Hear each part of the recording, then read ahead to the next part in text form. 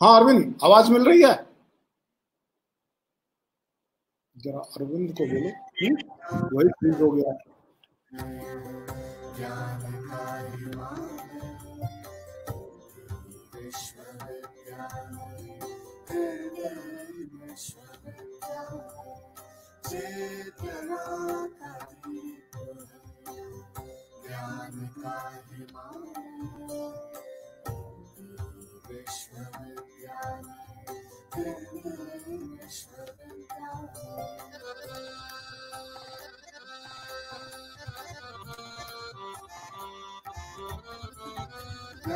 धर्म और देशों की सीमाएं टूट रही, एक पाँव रख कर देखो सारा फूट रही।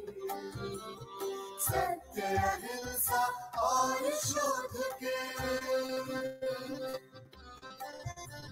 सत्य अहिंसा और शोध के सपनों का हिंदी विश्वविद्यालय चेतना का दीप है, ज्ञान का हिमालय। हिंदी विश्वविद्यालय, हिंदी विश्वविद्यालय।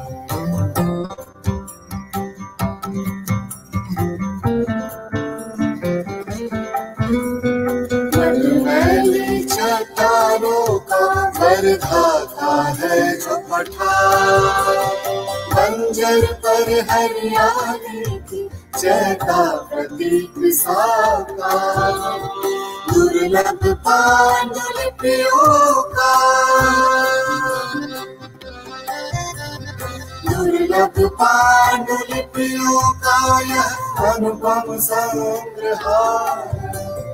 हिंदी विश्वविद्यालय, हिंदी विश्वविद्यालय चेतना का दीप है, ज्ञान का हिमालय। हिंदी विश्वविद्यालय, हिंदी विश्वविद्यालय।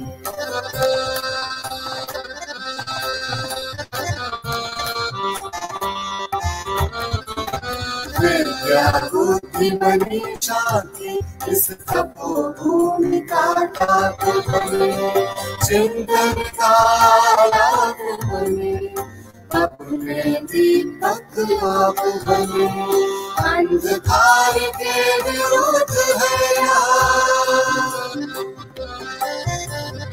अंधकार के विरुद्ध है महाज्योति प्रज्ञालय।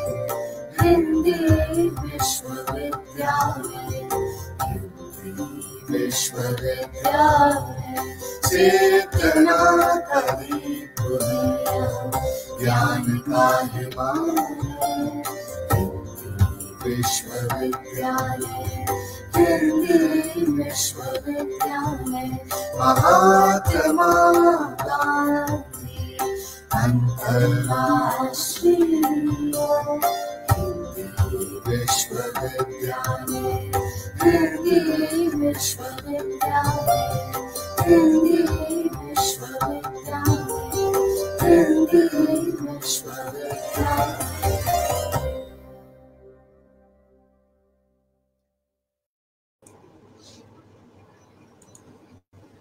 नमस्कार। आभास के आमुख पटल पर जुड़े सभी सुदृढ़ विद्वज्जनों का गांधी और विनोबा की कर्मभूमि वर्धा से सादर प्रणाम, स्वागत, सुस्वागत।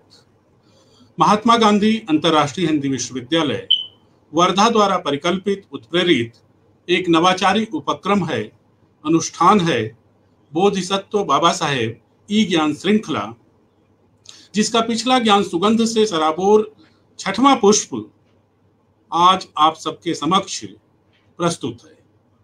मित्रों, पिछले दिनों बोधिसत्व बाबा साहेब ई ज्ञान श्रृंखला की शुरुआत भारतीय ज्ञान परंपरा से हुई और इस कड़ी का पिछला प्रबोधन शिक्षा संस्कृति की भारतीय परंपरा, वर्तमान परिदृश्य और हमारा दायित्व विषय पर केंद्रित रहा।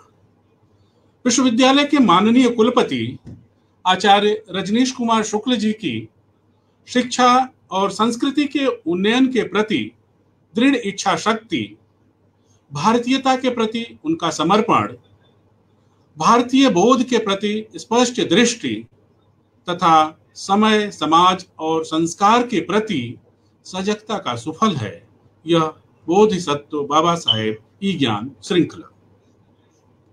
इस साप्ताहिक संवाद श्रृंखला का उद्देश्य वर्तमान समय के अपने अपने क्षेत्र के सर्वश्रेष्ठ ज्ञान संपन्न संस्कृति व संस्कार युक्त अग्रणी बुद्धिजीवियों के उद्बोधन से हमारे अनुभव व समझ को विस्तार देना है।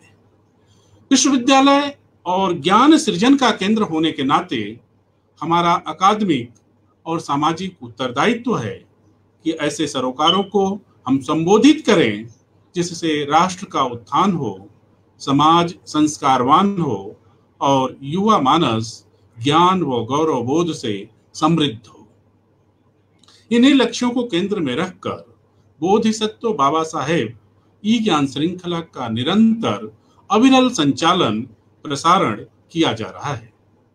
विश्वविद्यालय के माननीय यशस्वी कुलपति, धर्म और दर्शन के अग्रणी विद्वान आचार्य रजनीश कुमार शुक्ल की प्रेरणा, नवाचारी सोच और सार्थक पहल से प्रारंभ इस अकादमिक सांस्कृतिक अनुष्ठान के फलीभूतीकरण के अवसर पर माननीय कुलपति जी की आभासी उपस्थिति और श्रृंखला की अध्यक्षता हमें संबल दे रही है, हमारा उत्साह वर्धन कर रही है। आज के दिन का विषय है सतत विकास का भारतीय प्रारूप और स्वावलंबन की अवधारणा। इस अकादमिक सांस्कृतिक ई ज्ञान श्रृंखला के उद्बोधक हैं ख्याति लब्ध शिक्षाविद, उत्तर प्रदेश राज्य उच्च शिक्षा परिषद के माननीय अध्यक्ष तथा काशी हिंदू विश्वविद्यालय के पूर्व कुलपति श्रद्धेय आचार्य गिरीश चंद्र त्रिपाठी जी। उच्च शिक्षा की दुनिया में सुपरिचित हस्ताक्षर आचार्य गिरीश चंद्र त्रिपाठी जी एक कुशल एवं ख्यातिलब्ध शिक्षाविद हैं। पूरब का ऑक्सफोर्ड की उपमा से ख्यात इलाहाबाद विश्वविद्यालय में अर्थशास्त्र के आचार्य प्रोफेसर गिरीश चंद्र त्रिपाठी भारत के अग्रणी विश्वविद्यालयों में शुमार काशी हिंदू विश्वविद्यालय के माननीय कुलपति का दायित्व निर्वहन कर चुके हैं तथा आपके कुशल नेतृत्व में बीएचयू को देश में गुणवत्ता और उपलब्धियों की दृष्टि से तीसरा स्थान प्राप्त होने का गौरव प्राप्त है। उच्च शिक्षा के क्षेत्र में महती योगदान के लिए आपको पटना विश्वविद्यालय तथा राम मनोहर लोहिया विश्वविद्यालय द्वारा मानद उपाधि से अलंकृत किया गया है। महामहिम राष्ट्रपति जी ने आपके द्वारा एनसीसी के माध्यम से किए गए उद्देश्य परक और जनहितकारी कार्यों के लिए आपको कर्नल की मानद पदवी से विभूषित किया है। बीएचयू आईआईटी के शासक मंडल के अध्यक्ष का दायित्व निर्वहन कर चुके आचार्य गिरीश चंद्र त्रिपाठी वर्तमान में उत्तर प्रदेश राज्य शिक्षा परिषद के माननीय अध्यक्ष हैं। मैं विश्वविद्यालय परिवार की ओर से मान्यवर आचार्य गिरीश चंद्र त्रिपाठी जी का इस आभासी पटल पर हार्दिक स्वागत अभिनंदन करते हुए पूरे आदर व सम्मान के साथ अनुरोध कर रहा हूं कि आप अपना प्रबोधन प्रस्तुत करने की सादर कृपा करें। प्रोफेसर गिरीश चंद्र त्रिपाठी जी।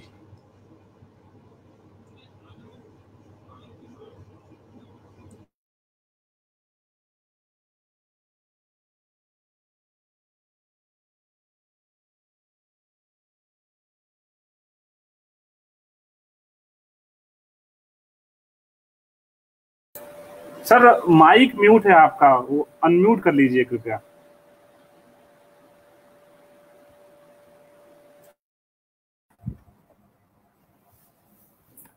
आवाज आ रही है? जी सर। आवाज आ रही है साहब? जी आ रही। धन्यवाद राय साहब। आज के इस ऑनलाइन कार्यक्रम की अध्यक्षता कर रहे महात्मा गांधी अंतर्राष्ट्रीय हिंदू विश्वविद्यालय के सम्माननीय कुलपति आचार्य शुक्ल जी, प्रोफेसर अनिल राय जी और इस कार्यक्रम से सभी जुड़े सम्मानित सहभागी बंधुओं और बहनों, पहले तो मैं आचार्य शुक्ल जी और उनकी इस टीम को इस तरह के कार्यक्रम के आयोजन के लिए हृदय से बधाई देना चाहूँगा, क्योंकि एक ऐसे कालखंड में जब पूरे विश्व में न केवल शैक्षणिक बल्कि सामाजिक, आर्थिक, राजनैतिक, सांस्कृतिक गतिविधियां एक तरह से एक विराम की स्थिति में पहुंच चुकी हैं, उस समय विश्वविद्यालय और विश्वविद्यालय से जुड़े हुए लोग अपने मूल उद्देश्य की पूर्ति में सहायक बने रहें, इस दृष्टि से उन्होंने जो कार्यक्रम की शुरुआत की है वह एक सराहनीय और उत्साहवर्धक कार्यक्रम है। क्योंकि ऐसे समय में जब प्रत्यक्ष रूप से फेस टू फेस शिक्षण कार्य, शोध कार्य संभव नहीं है, उस समय इस तरह के कार्यक्रमों के माध्यम से ही विश्वविद्यालय से जुड़े लोग अपने शिक्षण और शोध कार्य के माध्यम से ज्ञान की परंपरा को आगे बढ़ाने में सहायक हो सकते हैं। इसलिए मैं उन्हें इस तरह के कार्यक्रम के आयोजन के लिए हृदय से बधाई देना चाहता हूं और मैं आभारी हूं उनका कि उन्होंने मुझे भी इस कार्यक्रम में सहभागिता का अवसर दिया, जिससे कि मैं इस अत्यंत प्रासंगिक विषय सतत विकास का भारतीय प्रारूप और स्वावलंबन की अवधारणा पर अपने विचार आपके साथ सहभागिता करने का अवसर पा सका हूं। इसमें कोई संदेह नहीं कि भारत सभ्यता और संस्कृति की दृष्टि से विश्व का अग्रणी राष्ट्र है और अपनी इस सुदीर्घ जीवन यात्रा में भारत ने न केवल ज्ञान, विज्ञान और अध्यात्म के क्षेत्र में विश्व का नेतृत्व करने में सफलता प्राप्त की, बल्कि पराक्रम की दृष्टि से भी हमारे महापुरुषों का इतिहास अनूठा और अद्वितीय है। अनूठा और अद्वितीय इसलिए है क्योंकि हमारे इन पूर्वजों ने जो भी कोई अपने विजय के अभियान चलाए, उनके पीछे उनका उद्देश्य अपने अहंकार को दूसरों पर आरोपित करना नहीं था, बल्कि उनका उद्देश्य सत्य और न्याय की प्रतिष्ठा था। हम सब लोगों के आराध्य मर्यादा पुरुषोत्तम भगवान श्री राम, उन्होंने लंका पर विजय प्राप्त की, परंतु उस पर राज्य नहीं किया। राज्य विभीषण को सौंपा, अर्थात लंका वासियों को ही सौंपा। इसी तरह से हमारे अनेक उदाहरण हैं जिनके पीछे हमारे ऋषियों और मनीषियों का दर्शन है, दृष्टि है और विचार है। और ज्ञान, विज्ञान, अध्यात्म और पराक्रम के साथ साथ भारत विश्व में वैभव और समृद्ध विकास की दृष्टि से भी अद्वितीय रहा। हमारे महापुरुषों, पूर्वजों ने जो आर्थिक विकास का प्रारूप, उसकी परिभाषा और उसका स्वरूप न केवल भारत के सामने परंतु संपूर्ण विश्व के सामने रखा, वह हमारे ऋषियों और मनीषियों की जो जीवन के प्रति एक होलिस्टिक अप्रोच थी, जो सर्वांगीण दृष्टि थी, उसका ही हिस्सा था।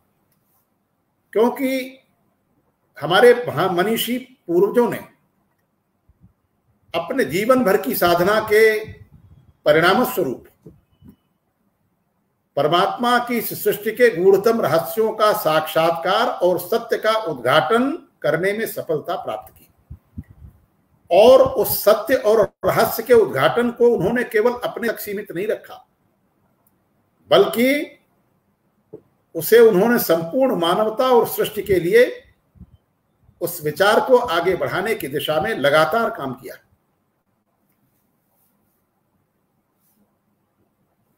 और यह जो दर्शन, दृष्टि और विचार था, यह जीवन की समग्रता के साथ जुड़ा हुआ है। हमारे ऋषियों और मनीषियों की जो दृष्टि थी, जो दर्शन था, जो विचार था, उसके आधार पर उन्होंने आर्थिक विकास, समृद्धि, दर्शन, संस्कृति, सामाजिक व्यवस्था, राजनीतिक व्यवस्था, इनको खंड खंड में अलग अलग देखने का उनका दृष्टिकोण या विचार कभी नहीं रहा। वो ये मानते थे कि यह एक ऐसा दर्शन है जिसके आधार पर यह समझा जा सकता है कि यह संपूर्ण सृष्टि परमात्मा का ही विग्रह है। और जब संपूर्ण सृष्टि परमात्मा का विग्रह है तो उसमें जितने भी कंपोनेंट्स हैं, जितने अवयव हैं, उन सब में परस्पर अन्योन्याश्रित संबंध है। और इसलिए हमारी जो जीवन की दिशा, दृष्टि और विचार है, उसमें भी एक समग्र दृष्टि है। इसलिए हमारे यहां हमारे ऋषियों और मनीषियों ने पुरुषार्थ चतुष्टय का विचार हमारे सामने रखा। धर्म, अर्थ, काम और मोक्ष, अर्थात उनका उद्देश्य पुरुषार्थ चतुष्टय की साधना है।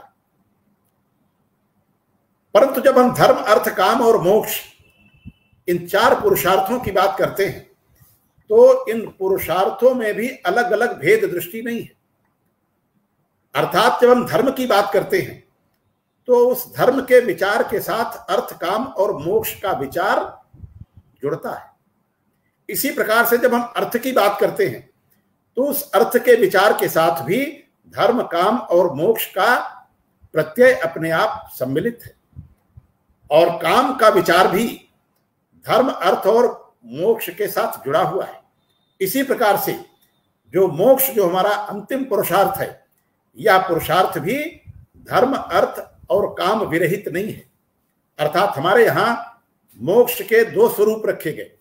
एक एकांतिक साधना के आधार पर साधक समाधिस्थ होता है, उसे भी मोक्ष मिलता है, परंतु यह मोक्ष कालजयी नहीं है। और वह साधक जो संपूर्ण सृष्टि को परमात्मा का स्वरूप मानकर इसी में समाधिस्थ होता है, ऐसे साधक की समाधि और मोक्ष का जो प्रत्यय है वह कालजयी प्रत्यय। इसलिए हमारे ऋषियों और मनीषियों ने इस पुरुषार्थ चतुष्टय को it's a matrix of 4x4, अर्थात धर्म में भी अर्थ, काम, मोक्ष है, अर्थ में धर्म, काम, मोक्ष शामिल है, काम में भी धर्म, अर्थ, मोक्ष सम्मिलित है, और मोक्ष भी धर्म, अर्थ, काम विरहित नहीं है। और इसलिए जब हम सतत विकास के भारतीय प्रारूप पर विचार करते हैं तो हमारे ऋषियों और मनीषियों द्वारा प्रतिपादित एक दृष्टि हमारे सामने आती है कि जब से मनुष्य का प्रादुर्भाव इस भूतल पर हुआ है तब से ही उसके साथ अर्थ का उपक्रम जुड़ा हुआ है। और ऐसा इसलिए है क्योंकि उसकी आवश्यकताएं भी उसके साथ आई, और उन आवश्यकताओं की पूर्ति के लिए वह प्रकृति के अन्य संघटकों के साथ मिलकर उनका समायोजन करता रहा। अर्थात धर्माधारित अर्थ का विधान, धर्माधारित इच्छाओं का स्वरूप और उनकी पूर्ति, क्योंकि वह अर्थ का विधान जो धर्माधारित है, हमारे यहां वही न्याय संगत है और उसी का समर्थन किया गया है। और वे अर्थ के विधान, वे उपार्जन के साधन जो धर्माधारित नहीं हैं, उनको भारत का विकास का प्रारूप न्यायोचित और तर्क संगत नहीं मानता। ऐसा हमारे शास्त्रों में, श्रीमद् भागवत में, महाभारत में और अन्य शास्त्रों में, उपनिषदों तक में इसका उल्लेख हमें मिलता है। अर्थात हमारे सामने अर्थशास्त्र का जो एक स्वरूप था, जो आर्थिक विकास का एक स्वरूप था, वह सतत विकास का प्रारूप था। और वह सतत विकास का प्रारूप इसलिए था क्योंकि हम प्रकृति के संघटकों के साथ मिलकर एक दूसरे के पूरक के रूप में काम करते थे। यहां पर सृष्टि के क्रम को आगे बढ़ाने में अर्थ भी एक महत्वपूर्ण पुरुषार्थ है। परंतु धर्म का अर्थ पूजा पद्धति भी है, परंतु पूजा पद्धति ही नहीं है। धर्म का आधार जो न्याय संगत है, जो सत्य के अधिष्ठान पर आधारित है और जिसमें परस्पर पूरकता का भाव है, ऐसा अर्थ का विधान और उपादान के साथ साथ अर्थोपार्जन के साधन ही हमारे यहाँ स्वीकार्य हैं, न्यायोचित हैं और समाज में उनका विधान है। और इसलिए एक विकास का मॉडल जो हमारे ऋषियों और मनीषियों ने अपनी साधना और तपस्या के बल पर समाज के लिए खड़ा किया, उसमें सामाजिक व्यवस्था भी है, आर्थिक व्यवस्था भी है, राजनीति भी है, संस्कृति भी है और विज्ञान और तकनीक भी उसके मूल में है।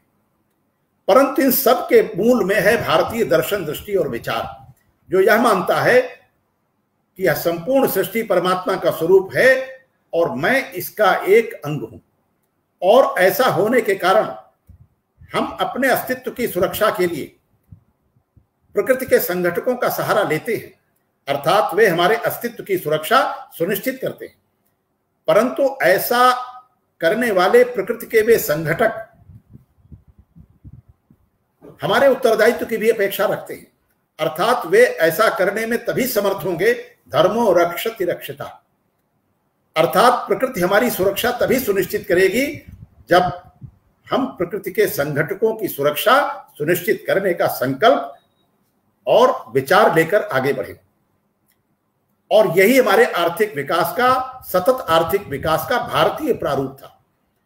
यह प्रकृति हमारी भोग भूमि नहीं है, मैं इसका भोक्ता नहीं हूं, इसलिए हम प्रकृति के संघटकों का, संसाधनों का अपने अस्तित्व की सुरक्षा के लिए उपयोग करते हैं। और यह सतत तभी रहेगा जब हम इन प्रकृति के संघटकों के संपूरकता के भाव को, परस्पर पूरकता के भाव को लेकर के अपनी आवश्यकताओं की पूर्ति के लिए इनका उपयोग करें। और इसलिए माना जाता था ईशावास्यमिदं सर्वम यत्किंच जगत्याम जगत तेन त्यक्तेन भुंजी था मागृतः कस्यचित् धनम। यह संपूर्ण सृष्टि परमात्मा का स्वरूप है। हम इसका उपयोग अपने अस्तित्व की रक्षा के लिए करेंगे, परंतु त्याग पूर्वक करेंगे। इसी में आगे बढ़ते हुए हुआ यावत भ्रियेत जठरम तावत स्वत्वम हि देहिनाम अधिकम यो भिमन्ये तो सस्तेनः दंडमर्हति। अर्थात इन प्रकृति के संसाधनों पर हमारा अधिकार उसी सीमा तक न्यायोचित है जब तक हमारी क्षुधा अर्थात हमारे अस्तित्व की सुरक्षा का प्रश्न उसके साथ जुड़ा है। और वह व्यक्ति, वह संघटक, वह समुदाय जो इससे अधिक प्रकृति के संसाधनों पर अपना अधिकार मानता है, वह चोर है और दंडनीय है। यावत ह्रियेत जठरम तावत स्वत्वम हि देहिनाम अधिकम यो भिमन्ये तो सस्तेनः दंडमर्हति। इससे अधिक जो अपना अधिकार मानता है वह चोर है और दंड का भागी है। अर्थात हमने एक विकास का वह प्रारूप खड़ा किया जो सतत चलने वाला स्वरूप था, मॉडल था। क्योंकि इन प्रकृति के संसाधनों पर जितना अधिकार हमारा है उतना ही आने वाली पीढ़ियों का है। इसलिए हमारे ऋषि और मनीषी आर्थिक विकास के सतत स्वरूप के प्रतिपादक और संस्थापक उस पुरुषार्थ चतुष्टय के विचार के आधार पर जो मॉडल प्रस्तुत करते थे वह पोषणीय था, धारणीय था और सतत था। अर्थात जितना हमारे लिए आवश्यक है उतना ही आने वाली पीढ़ियों के लिए जरूरी है और इसलिए हम उसके साथ खड़े होंगे। और वह प्रकृति सुसंगत विकास का प्रारूप है।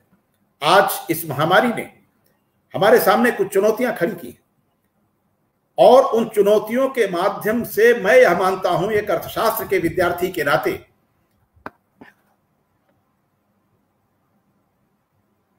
कि प्रकृति ने हमें एक संदेश दिया है। आज 200 से अधिक देश इस महामारी के चपेट में हैं। और इस महामारी के प्रभाव में केवल स्वास्थ्य और स्वास्थ्य से जुड़े विषय नहीं है, सामाजिक क्षेत्र और सामाजिक संबंध भी इसके दायरे में, राजनीतिक व्यवस्था और राजनीतिक प्रश्न भी इसके साथ जुड़े हैं। इतना ही नहीं, संस्कृति और विज्ञान तथा तकनीक से जुड़े हुए विषयों पर भी आज हम पुनर्विचार के लिए बाध्य हैं। और ऐसी स्थिति में आज का यह विषय सतत विकास का भारतीय स्वरूप और स्वावलंबन की अवधारणा अत्यंत प्रासंगिक होता है, क्योंकि हमारे सामने विकास का एक दूसरा स्वरूप जो वेस्टर्न मॉडल आया, जो पाश्चात्य प्रारूप है, उस पाश्चात्य प्रारूप के मूल में जो विचार है वह यह मानता है कि संपूर्ण सृष्टि हमारी भोग भूमि है और मैं इसका भोक्ता हूं। इसलिए इन संसाधनों के दोहन और शोषण का विचार भी उस प्रारूप का हिस्सा है। हम इन संसाधनों का उपयोग करते थे, परंतु इनका उपयोग करते समय उन प्रकृति के संघटकों की सुरक्षा भी सुनिश्चित करते थे, जो हमारे लिए जीवन का आधार है। हम कहते हैं जल जीवन है, परंतु यह जल जीवन तभी रहेगा जब हम जल की पवित्रता, शुचिता और शुद्धता को सुनिश्चित करें। यदि हम जल का प्रदूषण अपने जीवन का हिस्सा बना लेते हैं तो फिर यह हमारे लिए जल जीवन नहीं रह जाएगा, बल्कि यह जीवन के विनाश का कारण बनेगा। इसी तरह से हम कहते हैं वायु प्राणदायिनी शक्ति है, परंतु यह वायु प्राणदायिनी शक्ति तब रहेगी जब हम इसे प्रदूषण मुक्त रखें, अर्थात इसकी पवित्रता, शुचिता और शुद्धता को हम बनाए रखने के साथ अपने जीवन के विचार को जोड़कर देखें। और इस आधार पर जो सतत विकास का भारतीय प्रारूप था, उसमें पुरुषार्थ चतुष्टय उसका अधिष्ठान था, अर्थात हमारे यहां अर्थ की कहीं भी उपेक्षा नहीं हुई। पुरुषार्थ चतुष्टय में धर्म के बाद नंबर 2 पर अर्थ पुरुषार्थ आता है। महाभारत में उल्लेख मिलता है, जब पांडव महात्मा भीष्म के सामने बैठे हैं तो अर्थ पर चर्चा आती है। उस समय चर्चा के समय यह बात आती है कि जिस भाग्यशाली पुरुष का अर्थ का साधन हो जाता है उसका धर्म भी सिद्ध होता है और काम भी सिद्ध होता है, और वह हतभाग्य व्यक्ति जो अर्थ का साधन करने में विफल रहता है उसका न धर्म सिद्ध होता है और न काम सिद्ध होता है।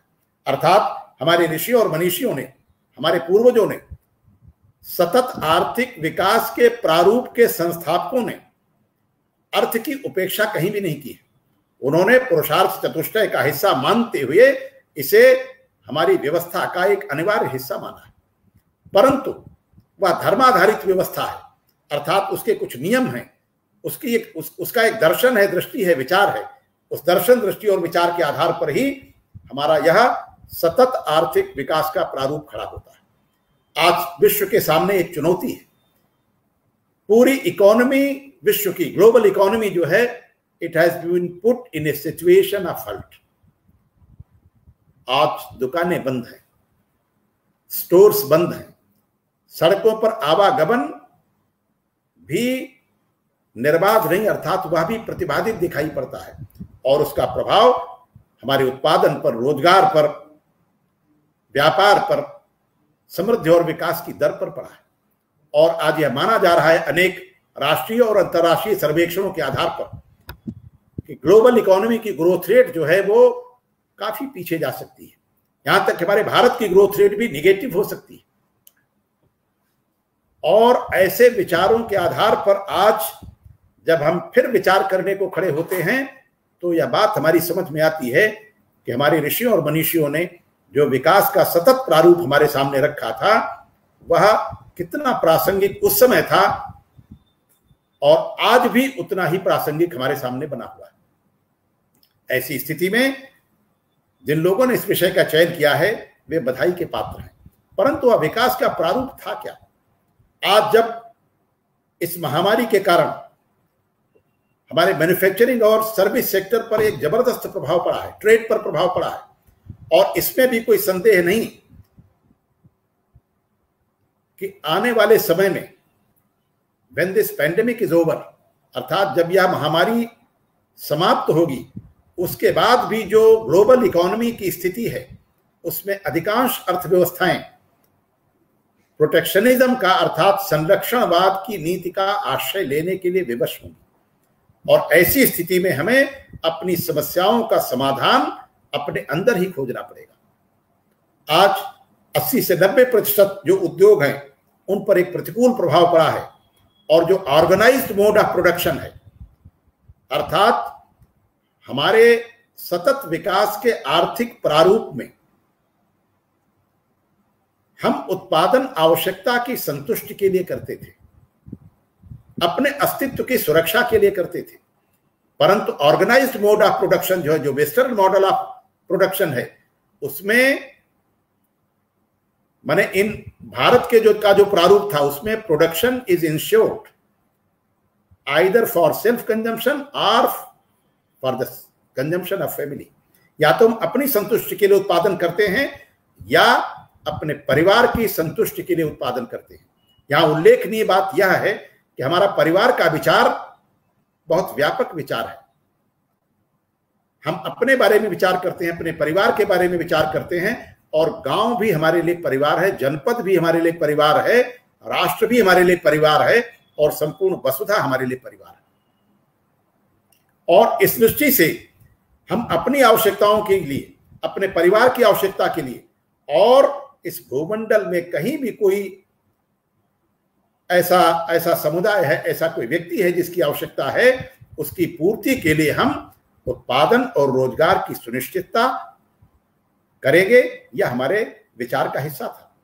परंतु जो पाश्चात्य विकास का मॉडल है, उसमें production is insured neither for self consumption nor for the consumption of family, rather it is insured for the satisfaction of market demand. इस ऑर्गेनाइज्ड प्रोडक्शन के मॉडल में हम उत्पादन न तो अपने लिए करते हैं, न परिवार के लिए करते हैं, हम बाजार की संतुष्टि के लिए उत्पादन करते हैं। और ऐसी स्थिति में प्रोडक्शन के ऑर्गेनाइज्ड सेंटर्स का विकास हुआ। ये जो संगठित उत्पादन के क्षेत्र विकसित हुए, इनकी अपनी मौद्रिक लागत के साथ साथ इनकी वास्तविक लागत भी बढ़ी है। उत्पादन के क्षेत्र पर आवश्यक नहीं कि कच्चा माल उत्पादित होता हो, इसलिए जहां कच्चा माल उत्पादित होता है वहां से उसे हमें उत्पादन के सेंटर तक ले जाना पड़ता है, जिसकी अपनी मौद्रिक लागत के साथ साथ पर्यावरण की भी लागत होती है, वास्तविक लागत भी होती है, उसमें भी वृद्धि होती है। फिर उसका उपयोग आवश्यक नहीं वहीं हो रहा हो। जो मैन्युफैक्चर्ड कमोडिटीज और गुड्स हैं, जो निर्मित और उत्पादित वस्तुएं हैं, उन वस्तुओं को हम उपभोग के क्षेत्र तक फिर ट्रांसपोर्ट करते हैं, और जब हम इन्हें ट्रांसपोर्ट करते हैं तो इनकी मौद्रिक लागत भी बढ़ती है और वास्तविक लागत भी बढ़ती है, अर्थात पर्यावरण कास्ट के साथ साथ वास्तविक लागत के दूसरे जो कंपोनेंट्स हैं वे भी बढ़ते हैं, और उनकी कीमत समाज को, एनवायरनमेंट को, प्रकृति को चुकानी पड़ती है। और ऐसी स्थिति में हमने देखा कि आज जब इन 80 to 90% उद्योगों में इसका प्रभाव पड़ा, तो जो वर्कफोर्स थी, जो मैन पावर थी, आज वह उन प्रोडक्शन के सेंटर से अपने जन्मभूमि, अपने नेटिव प्लेसेस की ओर भाग रही है। और ऐसी स्थिति में हमारे सामने फिर भारत का वह प्रारूप जो स्वावलंबन का है, जो स्वदेशी विचार है, वह एक विकल्प के तौर पर खड़ा होता है।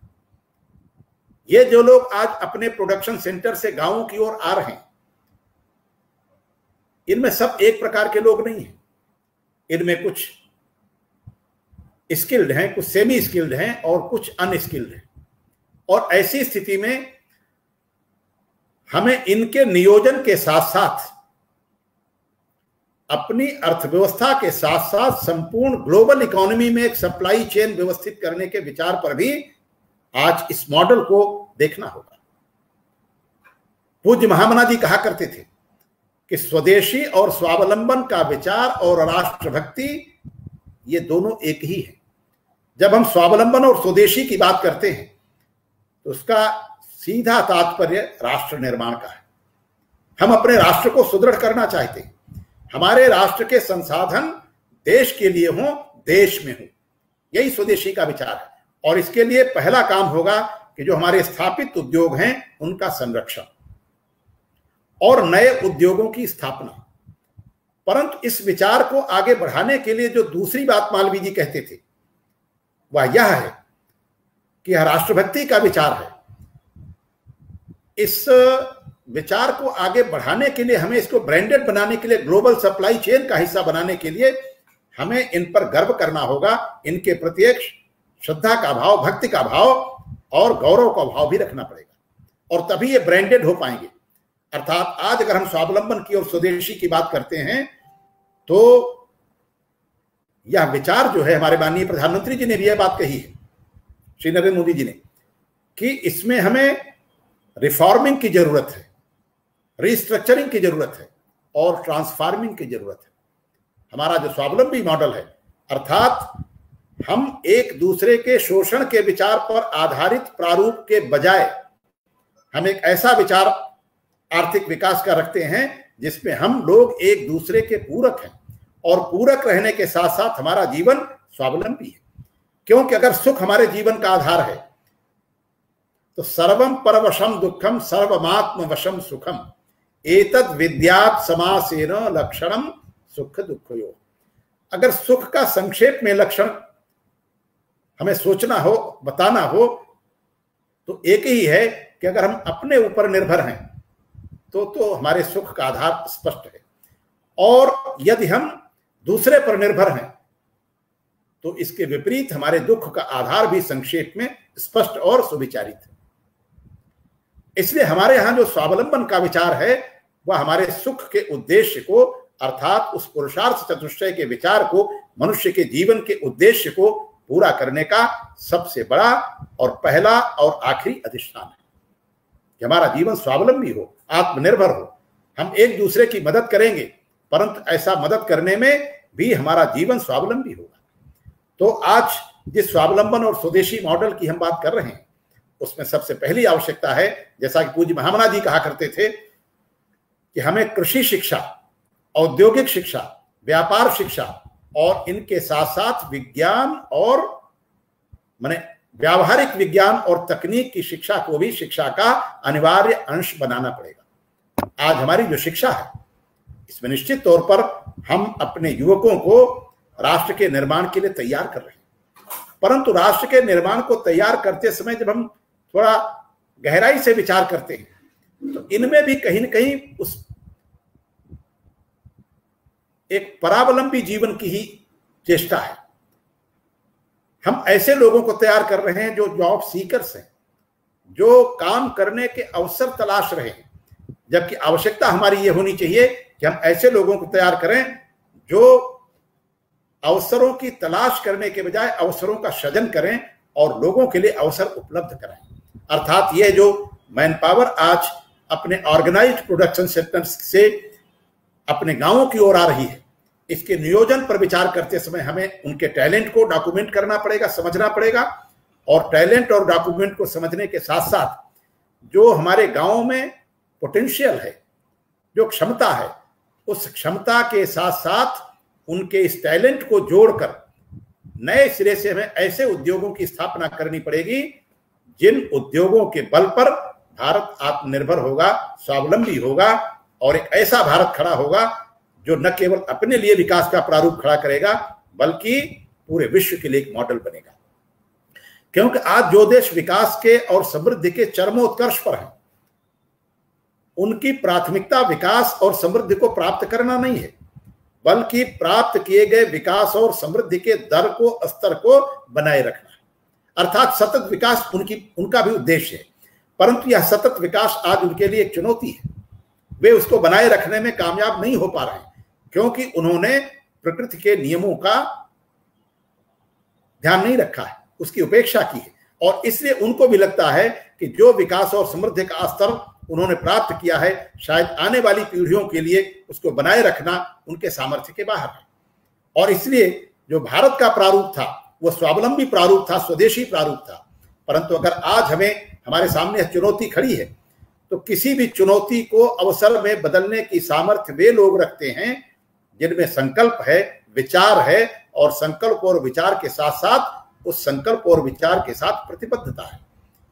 परंतु इस प्रतिबद्धता और संकल्प के साथ साथ हमें यह भी देखना पड़ेगा कि स्वावलंबी और स्वदेशी विकास के इस मॉडल को मूर्त रूप देने में आज हमारे सामने चुनौतियां क्या हैं। जैसा कि हम सब जानते हैं कि स्वदेशी विचार को आगे बढ़ाने के लिए जो हमारे स्वदेशी उद्यम हैं, उन उद्यमों और उद्यमियों के प्रति लोगों का विश्वास, उन उत्पादों की गुणवत्ता, और जब उन उत्पादों की गुणवत्ता होगी तब उनकी मार्केटिंग का सवाल आएगा, अर्थात उनका व्यापार कैसे हो सके, यह भी एक चुनौती है।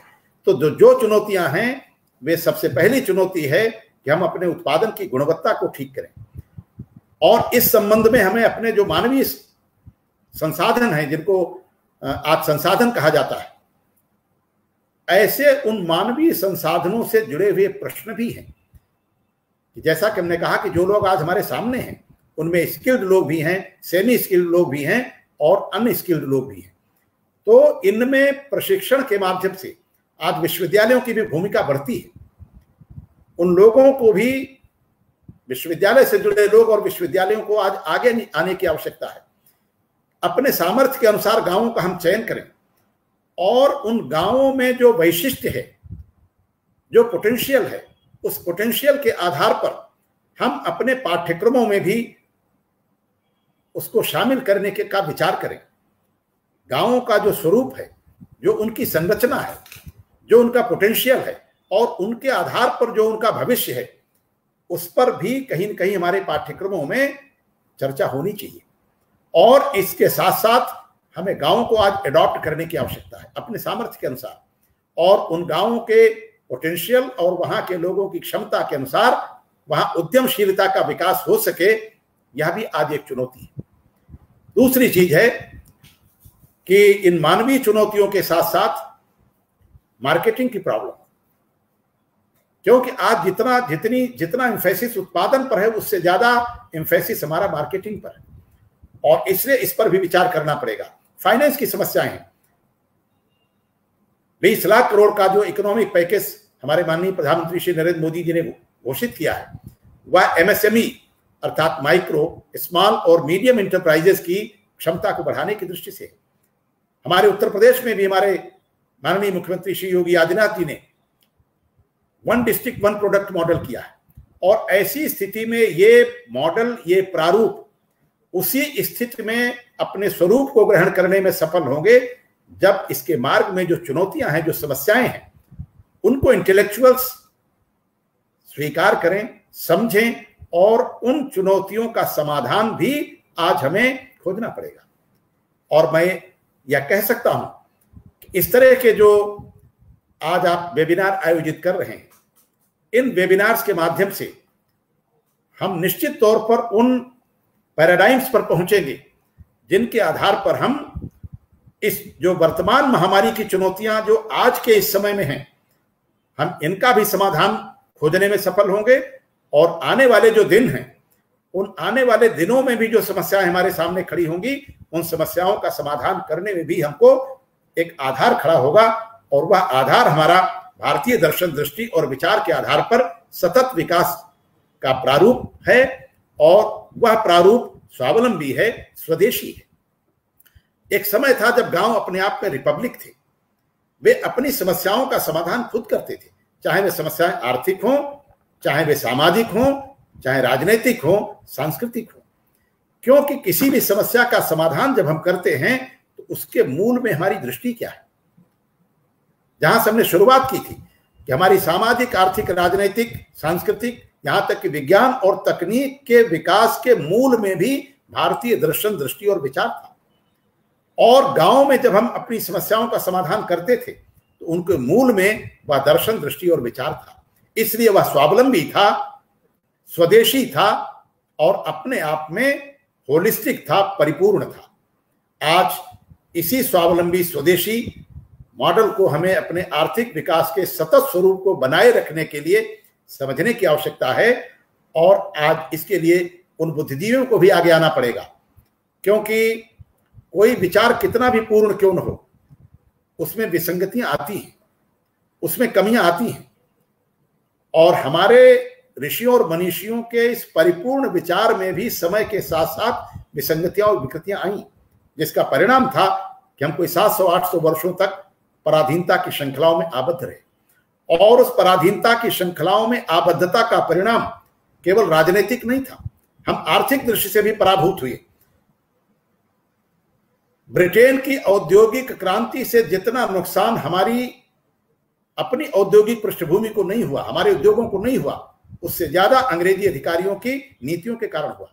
इंडस्ट्रियल कमीशन के मेंबर के रूप में पूज्य महामना जी ने इस विचार को बहुत व्यापक रूप में लोगों के सामने रखा था और उन्होंने उस समय पूरे देश में स्वदेशी प्रदर्शनियां लगाई और उन प्रदर्शनियों के माध्यम से उन्होंने इस बात को लोगों के सामने रखा था कि आज हमारे लाखों लाख लोग जिनमें पोटेंशियल है, सामर्थ्य है, इच्छा शक्ति है, परंतु इसके बावजूद आज वे अपना जीवन यापन करने में कठिनाई अनुभव कर रहे हैं। ऐसे लोगों को एक स्वावलंबी आत्मनिर्भर जीवन जब व्यक्तियों का होगा तभी आत्मनिर्भर भारत बनेगा।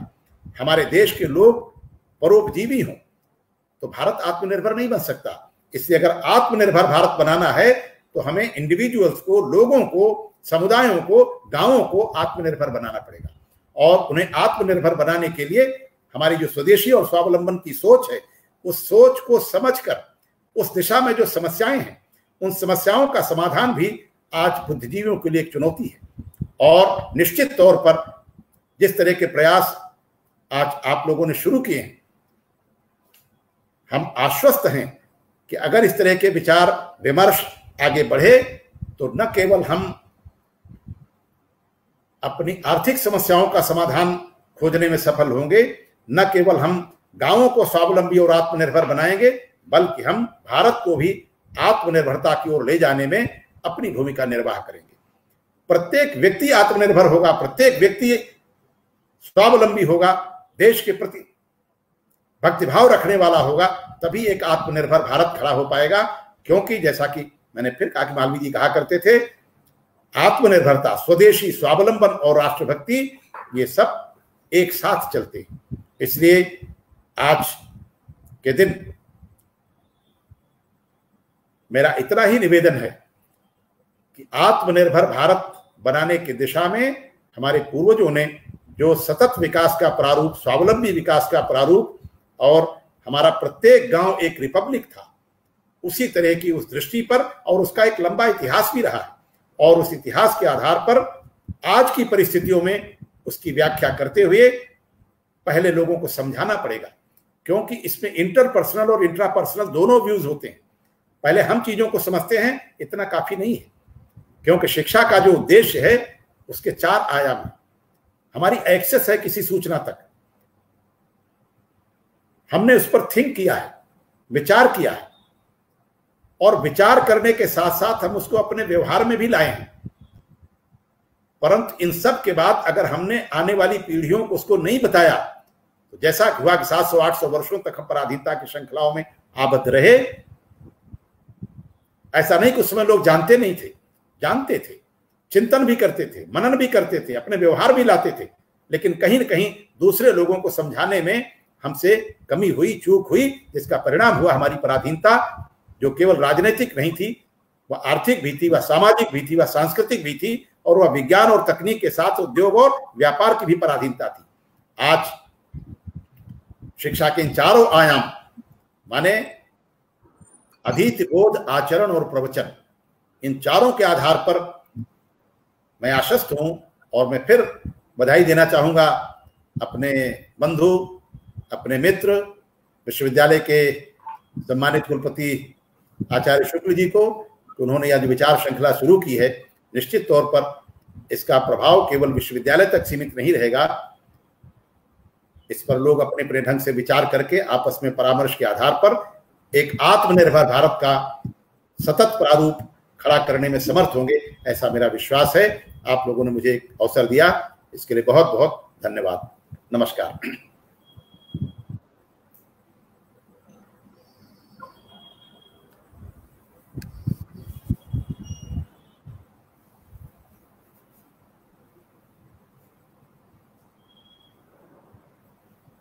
आवाज नहीं आ रही है सर, माइक म्यूट है। हाँ, अब आ रही। बहुत ही सार्थक, बोधगम्य, प्रेरक और समीचीन उद्बोधन के लिए आचार्य गिरीश चंद्र त्रिपाठी जी को कोटिशः साधुवाद। अब मैं महात्मा गांधी अंतर्राष्ट्रीय हिंदी विश्वविद्यालय के यशस्वी कुलपति धर्म व दर्शन के अग्रणी विद्वान आचार्य रजनीश कुमार शुक्ल जी से बड़े आदर और सम्मान के साथ अनुरोध कर रहा हूं कि वह अध्यक्षीय उद्बोधन प्रदान कर हमें अनुग्रहित करने की कृपा करें। प्रोफेसर रजनीश कुमार शुक्ल जी। आचार्य गिरीश चंद्र त्रिपाठी जी का व्याख्यान भारतीय जीवन दर्शन के अनादिकालीन नींव पर खड़े होकर के 21वीं शताब्दी और उसके आगे की भी मानव जीवन के लिए रास्ता कौन सा होगा, पथ कौन सा होगा, केवल प्रश्न 21वीं शताब्दी का नहीं है, प्रश्न अनादि से अनंत की ओर मानव की विकास यात्रा का है। सतत वही है जो अपने उद्गम से लेकर के और निरंतर बना रहे, और मानव की यात्रा वस्तुतः अनंत की यात्रा है। अनंत की यात्रा केवल जब इस धरती का इस त्रिआयामी लंबाई चौड़ाई वाले संसार मात्र का विचार करके जब सभ्यता निर्मित होती है, उससे पूरी नहीं हो सकती। उत्पत्तिशील जो है वो तो मरण धर्मा होता है।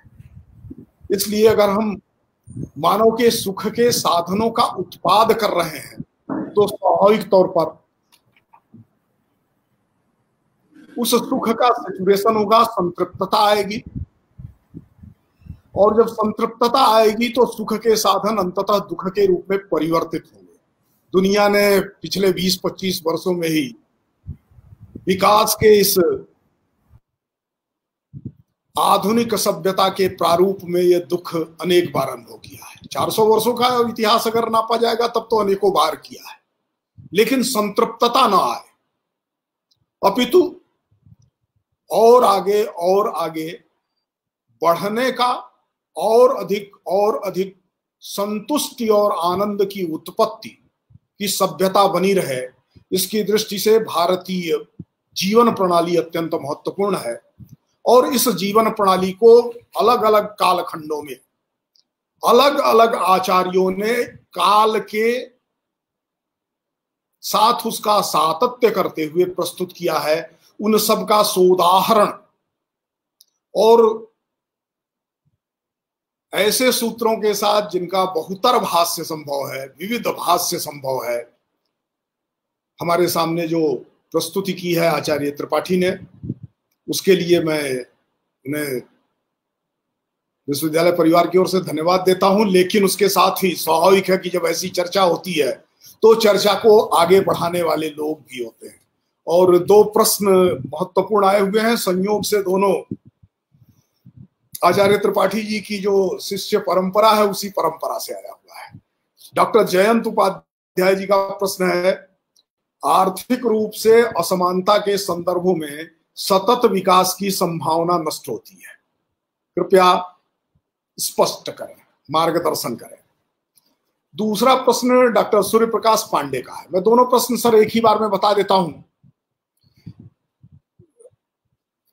राष्ट्र ऋषि नानाजी देशमुख की महान वैचारिकी ग्रामोदय से और गांधी के ग्राम स्वराज्य की अवधारणा से आज सतत विकास पुष्पित पल्वित हो सकता है या किसी और मॉडल को अपनाने की आवश्यकता है, कृपया मार्गदर्शन करें। दोनों प्रश्न चूंकि आपकी शिष्य परंपरा है उससे आया हुआ है, इसलिए स्वाभाविक है कि हम मार्गदर्शन की अपेक्षा आपसे कर रहे हैं, कृपया इनका मार्गदर्शन करने का। पहला प्रश्न क्या था? असमानता, आर्थिक रूप से असमानता के संदर्भ में सतत विकास की संभावना नष्ट होती है, कृपया व्याख्यायित करें। असमानता का जन्म ही पाश्चात्य विकास के मॉडल से होता है, जिसमें हमने कहा कि असमानता पैदा ही क्यों हुई कि हम अपनी आवश्यकता की पूर्ति के लिए, अपने अस्तित्व के संरक्षण के लिए उत्पादन नहीं कर रहे हैं, हम उत्पादन बाजार की मांग को संतुष्ट करने के लिए कर रहे हैं।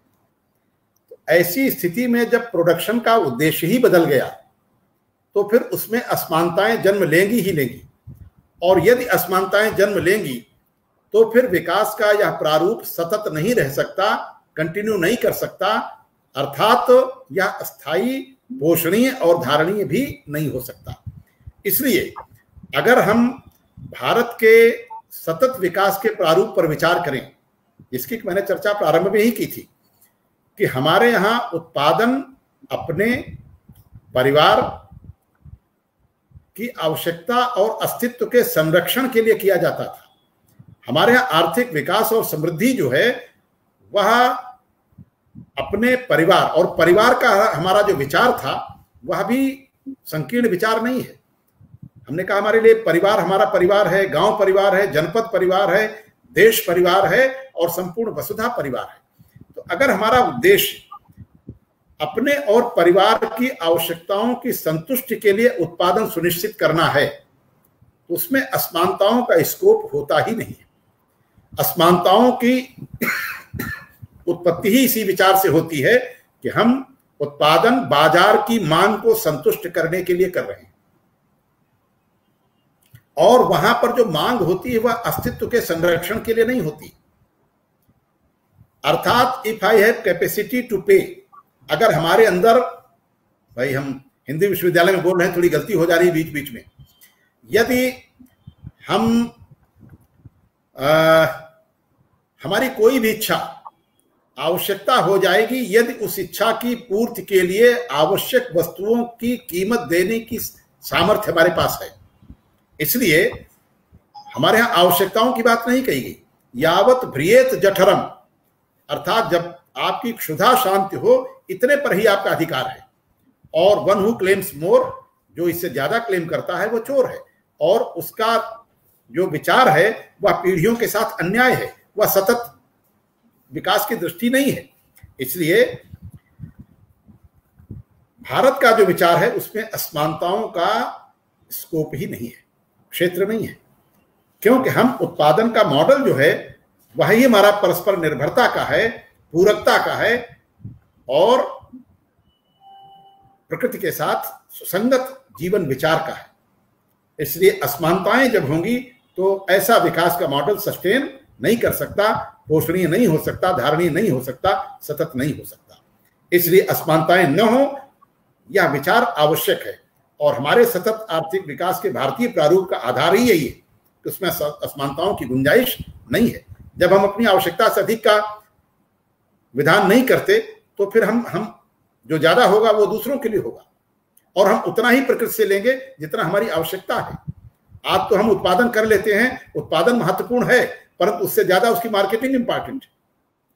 नंबर 2, जो बताया कि देशमुख जी की वैचारिकी, गांधी जी का विचार,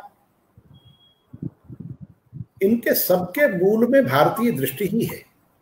गांधी जी जब स्वराज की बात करते थे तो उनका भी कहीं मूल यही था कि हमें गांवों को एक रिपब्लिक के रूप में खड़ा करना है। स्वराज्य का मतलब ही यही था कि हम स्वशासित हों, आत्मनिर्भर हों। जो बात आज हमारे माननीय प्रधानमंत्री जी कह रहे हैं कि हम आत्मनिर्भर का मतलब है हम स्वशासित हों, स्वनिर्भर हों। तो गांधी जी का भी यही विचार था, और हमारे यहाँ जितने भी मनीषी हों, चाहे दीनदयाल जी का विचार हो, मालवीय जी का विचार हो, तिलक जी का विचार हो, इन सारे विचारों के मूल में भारतीय दर्शन और दृष्टि है, और वह है स्वावलंबन की, आत्मनिर्भर होने की, और उतना ही लेने की जितनी हमारे अस्तित्व के लिए आवश्यक है। ये सब कहीं न कहीं इसी बात को मानते हैं कि हमें प्रकृति से छेड़छाड़ नहीं करनी है, हमें एक प्रकृति सुसंगत जीवन शैली पर आधारित विकास का मॉडल खड़ा करना है, और वह वही होगा जो मतलब हमारी आवश्यकताएं भी सीमित हों। जब हम आत्मनिर्भर की बात कहते हैं तो आत्मानुशासन उसमें शामिल है, अर्थात हमें अपनी आवश्यकताओं के संबंध में भी संयम बरतने की आवश्यकता है। तो इन सबके विचारों का मूल है आत्मानुशासन, आत्मसंयम, आत्मनिर्भरता, परस्पर पूरकता, और इसी आधार पर प्रत्येक गांव, प्रत्येक समूह आत्मनिर्भर होगा, स्वावलंबी होगा, और अपनी आवश्यकताओं की पूर्ति अपने प्रयत्न के आधार पर ही करेगा। पहले अगर हम 700-800 वर्षों के पूर्व के इतिहास में जाएं तो उस समय हर गांव अपनी जरूरतों की पूर्ति अपने अंदर ही कर लेता था, उसे बहुत दूर जाने की आवश्यकता नहीं होती थी। तो जहां कहीं इनमें कहीं परस्पर विरोध नहीं है, क्योंकि सबके मूल में भारतीय दर्शन है, दृष्टि है, विचार है।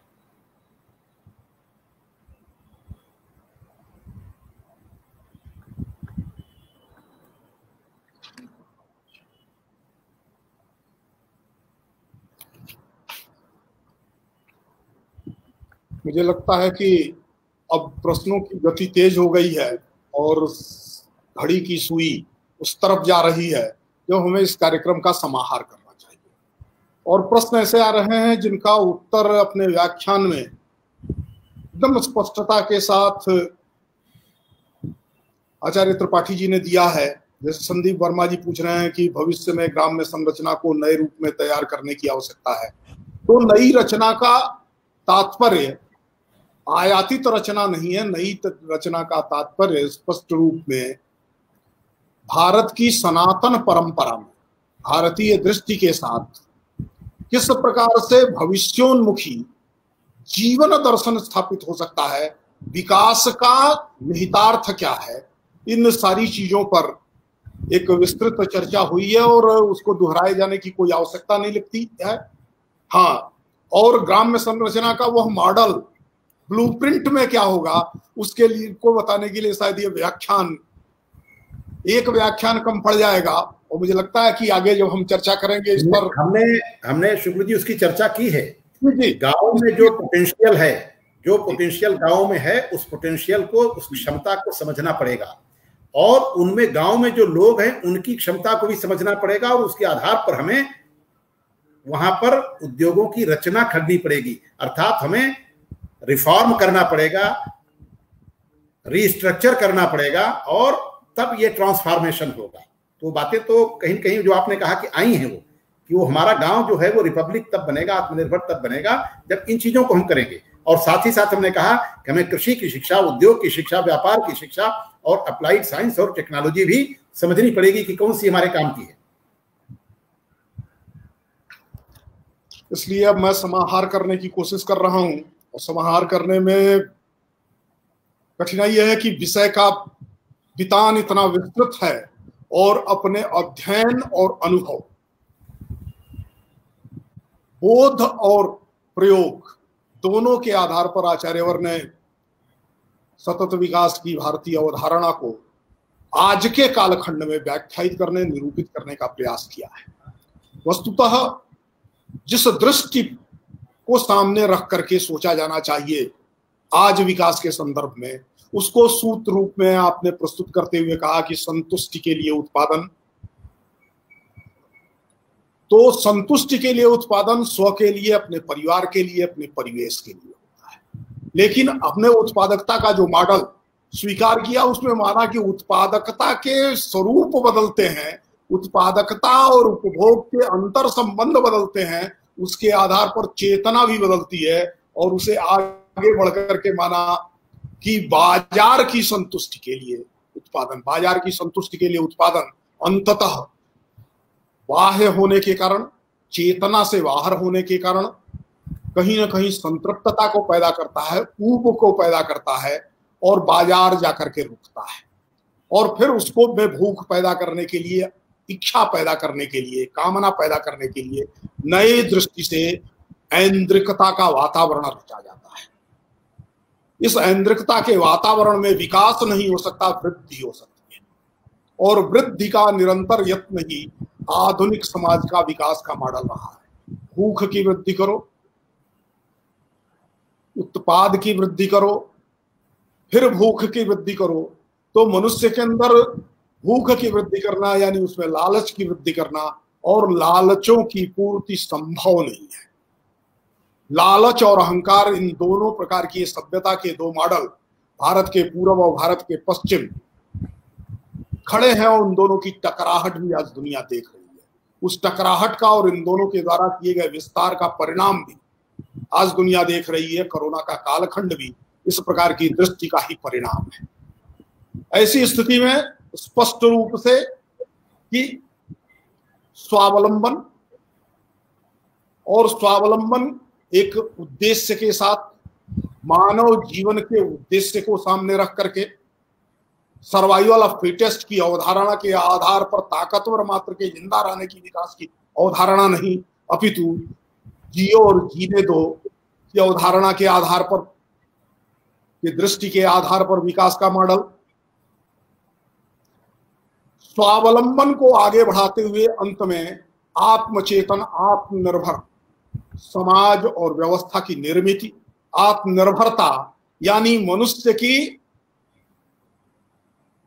स्वावलंबन, मनुष्य के स्वावलंबन के द्वारा उस स्थिति की प्राप्ति हो जाती है जिसमें वो खुद तो भरा पूरा हो ही जाता है, छलकने लगता है, और जो छलकता है वो दूसरों में बांट देता है। तेन त्यक्तेन भुंजीता मागधकस्य। यह आत्मनिर्भरता का आधार वाक्य है। ये आधार वाक्य जिस प्रकार से विकसित होता है उसको आपने सूत्र रूप में कहा, यावत ब्रियेत जठरम तावत स्वत्तम ही देना। कोई अनंत आकाश आपके उपभोग के लिए नहीं है। उपभोग के लिए तो अपने उपभोग की सीमा में जो आने वाला है उतने तक का ही संग्रह करना, उतने ही तक का अपने लिए इकट्ठा करना, और शेष सब समाज को समर्पित करना, लोक को समर्पित करना। यह दृष्टि सतत विकास की, मनुष्य की विकास यात्रा को अनादि से प्रारंभ करके अनंत तक ले विस्तृत करने का रास्ता है। आपने उन चुनौतियों की भी चर्चा की जो स्वावलंबन के समक्ष हैं, आत्मनिर्भरता के समक्ष हैं।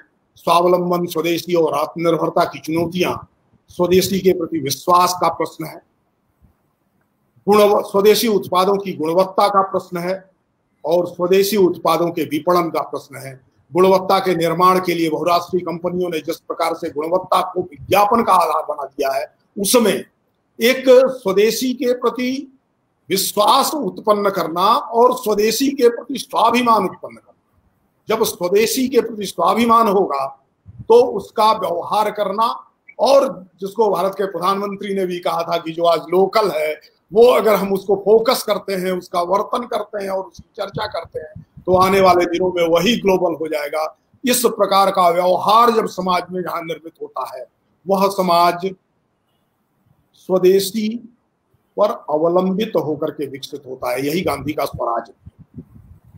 स्वराज यानी अपने को सुशोभित करना, शासित करना नहीं, सुशोभित करना। राजरी दीप्तों के अर्थ में स्वराज है, इसीलिए इसको धर्मराज भी कहते हैं और रामराज भी कहते हैं। स्वराज, धर्मराज और रामराज गांधी जिन संदर्भों में कहते हैं, इसी को दीनदयाल उपाध्याय ने कहा था कि सर्वोदय की आदर्श अवधारणा को प्राप्त करने के लिए अंत्योदय को सामने रखना होगा, अंतिम आदमी के विकास, और अंतिम आदमी को साथ लेकर के विकास के पथ पर चलना। यह भारतीय दृष्टि है। पूरी की पूरी यूरोपीय विकास की दृष्टि अंतिम आदमी को छोड़ करके, और जो खरीद सकता है और जो दौड़ सकता है, इस विकास की दौड़, खरीद सकने की क्षमता वाले और दौड़ सकने की क्षमता वाले, इस प्रकार के फिटेस्ट लोगों को विकसित करना और उनके लिए सभी प्रकार के उत्पादों को उपलब्ध कराने की जो अवधारणा है, इसके विरुद्ध भारत की जीवन प्रणाली जो निरंतरता में विकसित हुई है, संतों की वाणी में विकसित हुई है। जब कबीर कहते हैं साईं इतना दीजिए जा मैं कुतुब समाए, मैं भी भूखा ना रहा हूं साध न भूखा जाए। जब कहते हैं कि गोधन गजधन बाजधन और रतन धन खान, जब आवे संतोष सदन सब धर्म समान। एक मनुष्य की लालच को सीमित करते हुए, लालच का समापन करते हुए, मोह मद मोह मात्सर्य इत्यादि रिपुओं को दूर करते हुए, दूसरों को सामने रख करके, अंतिम आदमी को लक्ष्य में सामने रख करके जब उत्पादन और वितरण की व्यवस्था होती है, जब अपनी उपलब्धियों के प्रति स्वामित्व की दृष्टि ट्रस्टीशिप के आधार पर बनती है, न्यासिता के आधार पर बनती है, और संन्यास की दृष्टि समाज में स्थापित होती है, तो सतत विकास की वास्तविक प्राप्ति होती है। सतत विकास की इस प्राप्ति का एक ही रास्ता है कि भारत के अनादिकाल के अनुभव के आधार पर संपूर्ण जीवन दृष्टि को परिवर्तित किया जाए, और मनुष्य मात्र के लिए नहीं, ये धरती लोक मात्र के लिए है।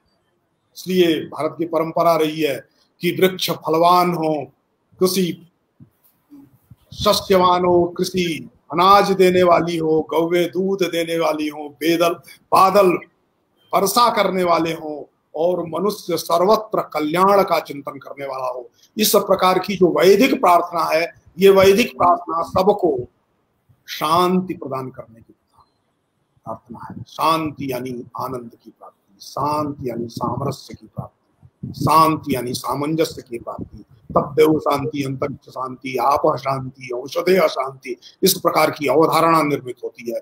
अन्यथा हमने जो विकास की, औद्योगिक क्रांति के बाद के विकास की, चाहे दाएं हाथ वाली अवधारणा स्वीकार करें अर्थ के क्षेत्र में, या बाएं हाथ वाली अवधारणा स्वीकार करें, हरे चश्मे वाली स्वीकार करें या नीले चश्मे वाली स्वीकार करें, चश्मा चाहे जो होगा, लेकिन ये चश्मा अंततः मनुष्य और प्रकृति के द्वंद्व पर आधारित है।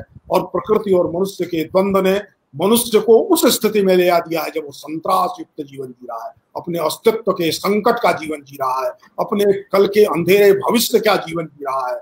इससे मुक्ति प्राप्त कराना वस्तुतः विकास को सही दिशा में ले जाना होगा, और यही आत्मनिर्भर भारत का लक्ष्य है। सबको प्रकाश मिले, सबको ज्ञान मिले, सबको बोध मिले, सब में कल्याण का चिंतन हो। सर्वे भवन्तु सुखिनः, सर्वे सन्तु निरामयाः, सर्वे भद्राणि पश्यन्तु मा कश्चित् दुःखभाग् भवेत्। यह जो अवधारणा है, यह भारतीयता की सतत विकास की अवधारणा है। इसमें सबको साथ लेकर के चलना है और सबका उदय होना है। सबको साथ लेकर के चलना, सबका उदय होना, संगच्छध्वं संवदध्वं, इस अवधारणा के साथ होना, और सबको उनका भाग मिलना चाहिए, सबको उनका हिस्सा मिलना चाहिए, जिसके लिए करने और न करने का प्रश्न नहीं है, अपितु वो हैं इसलिए उनकी हिस्सेदारी है। इसको स्वीकार करते हुए समाज में सर्वत्र त्याग की दृष्टि के साथ उत्पादन का अगर वातावरण बनता है, तो जाकर के सतत विकास मानवीय विकास होता है, मानव केंद्रित विकास होता है। और जब मानव केंद्रित विकास होता है तो मानवता का विकास होता है। भारतीयता मानवता के विकास का यत्न है। ये सब कुछ एक व्याख्यान में समेटने के लिए फिर मैं विश्वविद्यालय की ओर से और सभी श्रोताओं और दर्शकों की ओर से आचार्य त्रिपाठी जी को प्रणाम निवेदित करता हूं, उन्हें के प्रति आभार व्यक्त करता हूं। नमस्ते।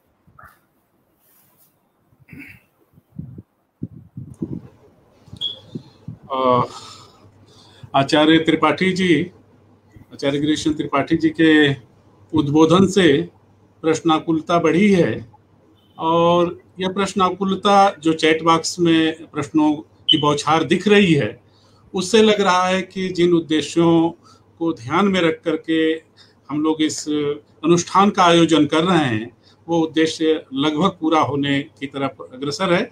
क्योंकि जब बात सीधे सीधे दिमाग में पहुंचती है तो फिर प्रतिक्रिया में दिमाग से प्रश्न निकलते हैं। आज बहुत से प्रश्न आए हैं जिसका समाधान भी आचार्य त्रिपाठी जी ने और माननीय कुलपति जी ने प्रस्तुत किया है। सच में जो विकास की अवधारणा है, चाहे वो भारतीय हो या पाश्चात्य हो, दोनों के निहितार्थ, दोनों की अवधारणा भले ही एक है, लेकिन दोनों के जो लक्ष्य हैं, निहितार्थ हैं, वो भिन्न हैं। आचार्य त्रिपाठी जी ने इस बात को बहुत ही सुंदर ढंग से, बोधगम्य ढंग से प्रस्तुत किया, और उन्होंने एक बात और भी स्पष्ट कर दी कि प्रकृति को लेकर के जो हमारी समझ है, जो हम प्रकृति के संगठकों के साथ मिलकर के उनके साथ जो पूरकता का भाव बनाने की जो हमारी समझ है, उस समझ का उद्देश्य एक अलग है, और वह समझ स्वावलंबन और स्वदेशी की तरफ ले जाता है, वो समझ राष्ट्र निर्माण और समाज विकास की तरफ ले जाता है। मैं सच में आचार्य त्रिपाठी जी की इस उद्बोधन से अभिभूत हूँ, और मुझे पूरा उम्मीद है कि इस आभासी पटल पर देश और दुनिया से जितने लोग जुड़े हुए हैं और इसको जो बार बार देखते रहेंगे, ऐसा नहीं है कि अभी गया तो फिर हमेशा के लिए चला गया, बल्कि यह ऐसा माध्यम है जो जब चाहे तब देखता रहेगा और लगातार देखता रहेगा, खत्म होने वाला नहीं है ये।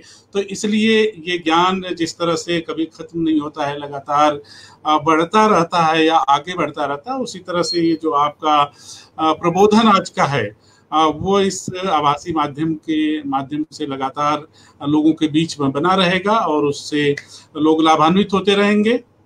माननीय कुलपति जी ने ठीक कहा कि एक ही उद्बोधन में, एक व्याख्यान में आपने जितनी बातों को प्रस्तुत किया वो अपने आप में अनोखा है। मैं विश्वविद्यालय परिवार की तरफ से आचार्य गिरीश चंद्र त्रिपाठी जी के प्रति कृतज्ञता ज्ञापित करता हूँ, इसलिए भी कि इस कोरोना काल में जब कहते हैं कि लोग घर में सिमट गए हैं, तो मुझे लगता है कि बुद्धिजीवी लोग ज़्यादा व्यस्त हो गए हैं। पहले तो काम करने का कुछ समय हुआ करता था कि इतने बजे तक, इतने बजे तक, इतने बजे से इतने बजे तक काम करना है, लेकिन इस कोरोना काल ने उस समय की जो बात सीमाएं थी, बाध्यता थी, उसको भी खत्म कर दिया है। और आचार्य त्रिपाठी जी जैसे बुद्धिजीवी इतने व्यस्त हैं, मैं समझ सकता हूँ आपसे बातचीत करके, और तमाम अपने आचार्य गणों से जब मैं बातचीत कर रहा हूँ इस कार्यक्रम में सम्मिलित होने के लिए, तो मुझे उनकी व्यस्तता के साथ साथ जो उनकी उदारता है ज्ञान को बांटने को लेकर के, और हम सबके प्रति जो उनकी उदारता है जिससे वो हमें सहज रूप से उपलब्ध हो जा रहे हैं, इसलिए भी मैं आपका आभारी हूँ, क्योंकि आपने बहुत कम समय में ही मैंने आपसे आग्रह किया, और मैं संकोच के साथ आग्रह कर रहा था कि 2 दिन का समय, 2.5 दिन का समय है, और आचार्य त्रिपाठी जी के पास ढेर सारे दायित्व हैं। कुछ दायित्व प्रत्यक्ष रूप से दिखते हैं, बहुत से दायित्व हम सबको दिखते भी नहीं हैं। उन सारे दायित्वों का आप निर्वहन कर रहे हैं, बावजूद इसके आपने सहर्ष स्वीकृति दी, और स्वीकृति देने के बाद आज समय से उपस्थित होकर के जिस सहज सरल ढंग से आपने बहुत ही गूढ़ विषय को, गूढ़ बात को, जो विकास और सतत विकास, सस्टेनेबल डेवलपमेंट को हम समझने की कोशिश बरसों से कर रहे हैं, उसको अपनाने की कोशिश बार बार कर रहे हैं, लेकिन बार बार वो हाथ से फिसल जा रहा है, और हम चाहते कुछ हैं, हो कुछ जा रहा है। विकास की गति हम जाना कहीं चाहते हैं और विकास कहीं और पहुंचा देता है हमें। तो मुझे लगता है कि जिस ढंग से आपने भारतीय विचार को, भारतीय दर्शन को ध्यान में रख करके भारतीय मॉडल को, भारतीय प्रारूप को जिस तरह से आपने प्रस्तुत किया, वो हम सबके लिए प्रेरणादायक है। मैं पुनः विश्वविद्यालय परिवार की तरफ से आपके प्रति कृतज्ञता ज्ञापित करता हूँ, कुछ आभार व्यक्त करता हूँ कि आप हमारे आग्रह को, अनुरोध को स्वीकार किए और हमसे जुड़े, हमारे तमाम दर्शकों श्रोताओं को अपने ज्ञान से, अपने विचार से लाभान्वित किया।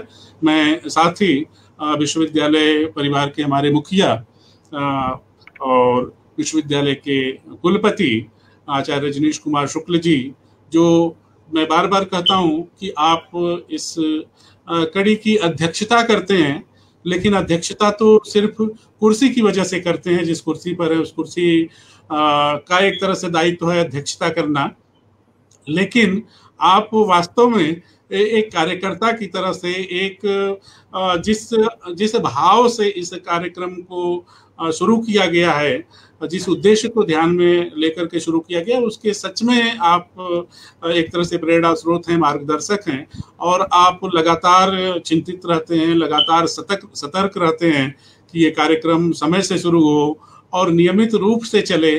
और मैं पूरी तरह से कोशिश करता हूं कि अपने जो भी बाहर के विद्वान मित्र लोग हैं उनसे बात करके कि इस कार्यक्रम को हम समय से शुरू करें और नियत रूप से, साप्ताहिक रूप से इसको चलाएं। सप्ताह में एक से कम न होने पाए, एक से अधिक हो जाए तो अच्छा है।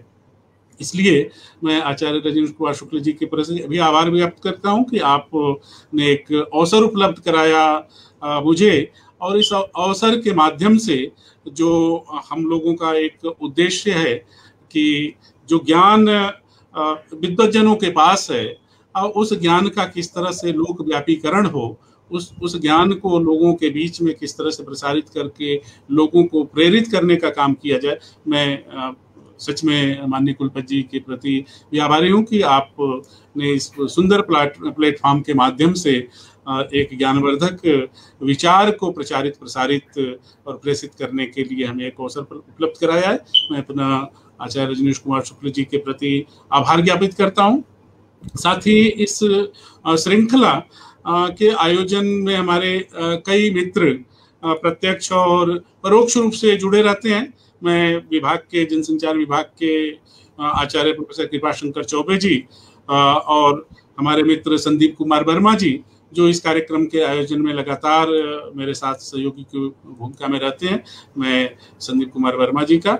साथ ही इस कार्यक्रम को संचालित करने के लिए और रूपरेखा तैयार करने में डॉक्टर प्रकाश नारायण त्रिपाठी जी ने भी सहयोग किया।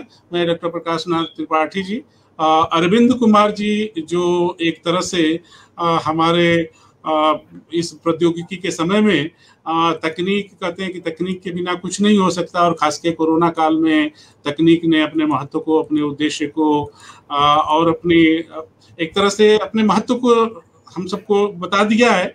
ऐसे में अरविंद कुमार जी तकनीकी सहयोग करके इस कार्यक्रम को सुचारू रूप से लोगों तक पहुंचाने के एक वाहक बन रहे हैं। मैं अरविंद कुमार जी को, हेमंत दुबे जी, मिथिलेश राय, राजदीप राठौर और अनिल डोरे जैसे तमाम मित्रों के प्रति भी आभार ज्ञापित करता हूं, जिनके लगातार सहयोग से ये विचार लोगों तक पहुंच पा रहा है। मैं फिर से सभी के प्रति आभार ज्ञापित करता हूं। पुनश्च आभार।